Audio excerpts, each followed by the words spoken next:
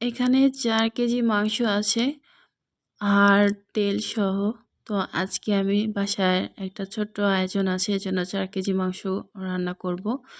আর একটা টিপস দিই সকলকে, যে যারা রান্না করতে পারেন না এতগুলো মাংস, আমরা কিন্তু প্রায় সকলেই ১-১.৫ কেজি মাংস আমরা রান্না করি।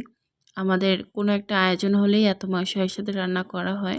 অনেকে তখন ভয় পায়, রান্না করতে পারেন না।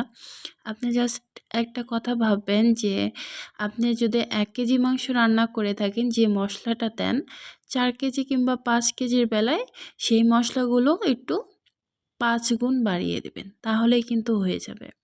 এই একটা নিয়ম ফলো করে আপনি কিন্তু দেখা যায় ১০০ থেকে ১৫০ কেজি মাংস রান্না করার মশলা কিন্তু আপনি একটা আন্দাজ পেয়ে যাবেন। তো আমি কিন্তু সবগুলো মশলা সুন্দর করে দিয়ে আমি মাখিয়ে নিয়েছি।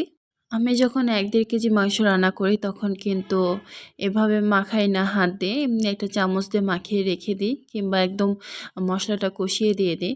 যেহেতু অনেকগুলো মাংস আর ম্যারিনেট করে রাখলে কিন্তু খুব তাড়াতাড়ি সেদ্ধ হয়ে যায়, এজন্য একদম হাত দিয়ে সুন্দর করে মাখিয়ে নিয়েছি। কিন্তু জানেন, লবণ দিতে ভুলে গিয়েছিলাম। যাই হোক, লবণও দিয়ে দিলাম, আবার সুন্দর করে মাখিয়ে নিয়েছি। আর আপনারা মাংসের কালারটা দেখলে কিন্তু বুঝতে পারবেন যে আসলে মাখানোটা কতটা সুন্দর হয়েছে। তো আজকে এই পর্যন্ত আপনাদের সাথে শেয়ার করলাম। সবাই ভালো থাকবেন। আল্লাহ হাফেজ। আসসালামু আলাইকুম।